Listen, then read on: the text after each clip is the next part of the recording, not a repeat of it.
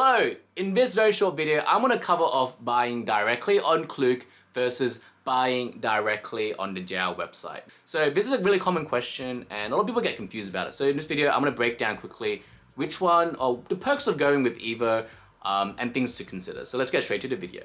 Alright, so I'll quickly cover off why you would go with a JR pass or directly on a JL website. Now, the biggest reason is the flexibility of being able to reserve your seats online. You can basically click it, you can buy it and then click it and reserve your seats. And you can basically, if you have a party of, 2 or 3 people, you can then select them and be together essentially.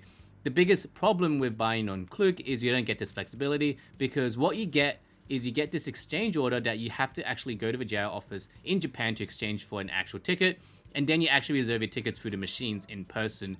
And this can be a problem if you can't get to the JL office to exchange your tickets before you travel, because if you're actually redeeming on the day, you might not be able to sit together, or worst case, you might not even be able to choose a train that you want to go on because there's no availability left.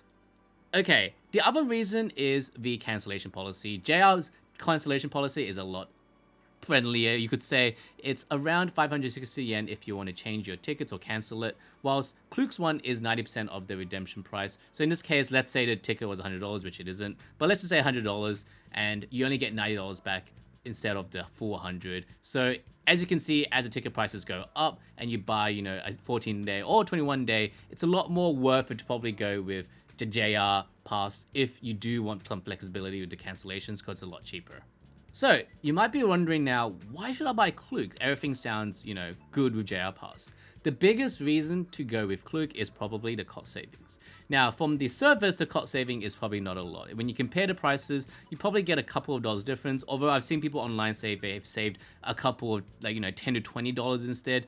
But the biggest thing to think about is the bundling and the discounts you can add. Plus, you can bundle stuff. You can buy tickets, you can bundle other things, you can buy packages that have JR passes in it. And overall, that could save you money, especially if you're a first-time visitor in Japan and you're trying to do as much of the main attractions as possible. I actually think Klook is a great website if you are going first-time Japan because you can bundle so much stuff. For me personally, as I've been to Japan so many times now, it's not as worth it these days to bundle because I've done most of the things I want to do. So that's something to keep in mind when you are booking through Klook. And sometimes, for example, if you're buying Klook right now, you can get an eSIM for free as well. So those are the things to consider, is really the cost savings you can get potentially through Klook. The other big benefit of actually buying on Klook is the ability to use any of your credit cards. A lot of Japanese websites just don't accept foreign credit cards, and this is a really big hit and miss sometimes. And honestly, there isn't really a hard rule on this. It's just that if you can't use it, you just can't use it. And a lot of the times, for example, I don't have trouble on the direct website myself. However, I had trouble with a lot of the theme parks in Japan with my own credit cards. So a lot of the times I actually had to buy through Klook there. So honestly, if that's one of the things you realize that you can't buy through your foreign credit card, then Klook might be a nice alternative here in order to get your tickets. And that is it. That's my comparison of buying direct versus buying on Klook with JR passes. I want to make a full video series around Klook versus buying direct on certain websites. My next one is going to be amusements in Tokyo, Disneyland, etc., and my comparisons on that. I've used Klook a lot for amusement parks. I've also just bought direct sometimes.